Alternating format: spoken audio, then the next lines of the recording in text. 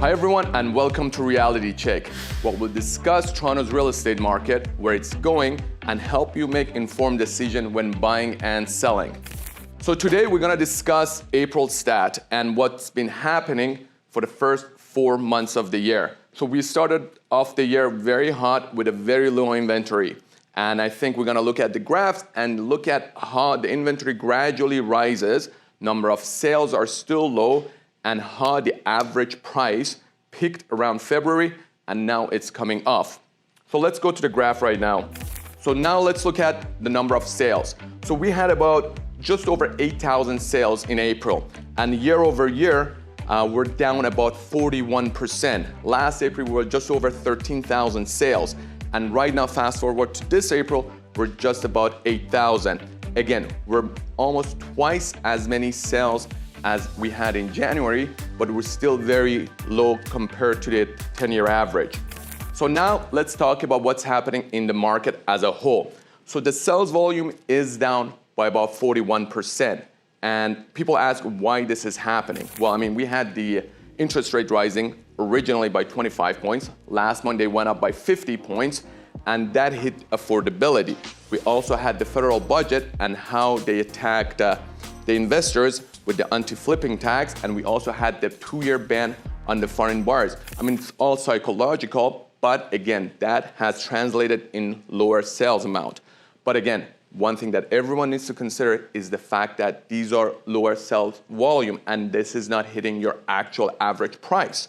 So your price is not actually down by 41%, and we're gonna go into actually average prices next. Okay, so now let's look at the average prices. I mean, the average price right now is sitting at $1,254,000. We came off the peak at about 1.3 million in around February. Now we're down to $1,254,000. That's 15% increase year over year. And just to put things in perspective, we're 21% higher than what we were in January.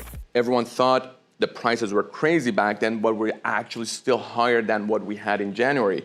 So let's look at what's been happening year over year back in 2020 and 2021. I mean, going back into the 2020, we were in the height of COVID and the prices actually suffered, and we're at $821,000.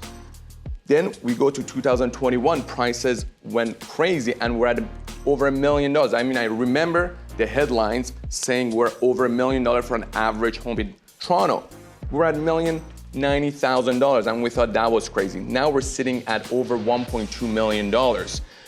Now let's talk about what's happening with the detached and condo prices.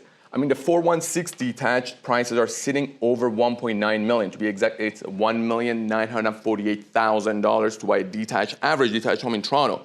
Things are a little bit different in 905. We're sitting at around just below 1.5 million. Talking about condos, condos have actually gone up drastically, so much so that the price increase from last year has been over 14%. Average condo right now sits at about $790,000. In 416, it's sitting at around $831. In 905, it's sitting at about $723,000.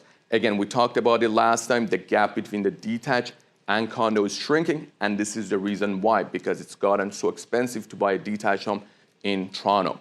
So now moving into months of inventory. I mean, we've been talking about this concept over and over again, and last time we described it, I'm gonna say it again. Months of inventory, what it means is that if no other home comes on the market, how long it would take to sell the existing inventory of homes. Right now, we're sitting at 1.64 months of inventory. What does that mean compared to what we had last year? Last year, this time, it was a frenzy. We're at half of this amount. We're at 0.84. That means like less than, it's about 3 weeks of inventory right now, if it was last year. But now the inventory is building, we're at 1.64. Let's go back a few months right now and compare what's been happening since December. So in December, we hit the lowest amount of inventory of homes in GTA, and we were just about 5.58. That's about like 2 weeks of inventory in the entire GTA. That has started building up, but the prices shot up in January and February. Right now, we've had the most we've ever had in the last 12 months. Actually, when I went back in the last 16 months, we've never had about over 1.5. And right now we're at 1.6 months of inventory. So again, what does that mean for an average person who's buying and selling? That means prices are not gonna be crazy as it was back in January and February. And if you're selling, you gotta expect less price action, less number of people competing for your home, and you gotta be priced correctly. So now let's discuss something that everyone's been worried about, and that's mortgage rates and the purchasing power. So just about 6-7 months ago, 5-year fixed term was sitting at 1.5%. So we have it here at 1.5%. Someone with a $3,200 monthly payment could afford $800,000 purchasing power. Now, fast forward to today, the 5-year fix is sitting somewhere around 4.5%. So 4.5%, your purchasing power falls down to $578,000. That's over 38% decrease in your purchasing power. So again, this is the reason why if you are looking to purchase, you have to get pre-approved. You have to lock in your rate because we know there are more interest rate hike coming down the line. So what we're forecasting coming down in the next few months would be a definite interest rate hike.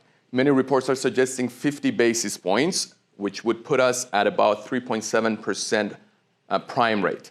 What that means in terms of prices is that the prices would level off a little more. I mean, with the average price that we're sitting at right now, another 5% correction would put us in line probably with the 10-year average. And with that 5% at the $1,254,000 would equate to around $50,000, $60,000. So in the next 30 to 60 days, we could see a correction of 5 to 6%. What that means for you as a buyer, if you have the luxury of waiting, by all means, you could try and wait to find the right property. But what we suggest to our clients is that if you see something you like, go for it because, again, you're buying a home for yourself for long term. And what you see right now that you like, you may not find down the road.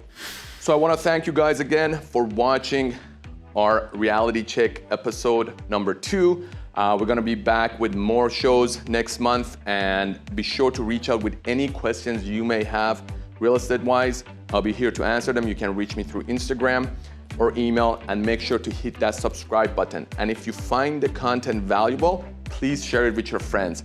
Have a great day. Thank you.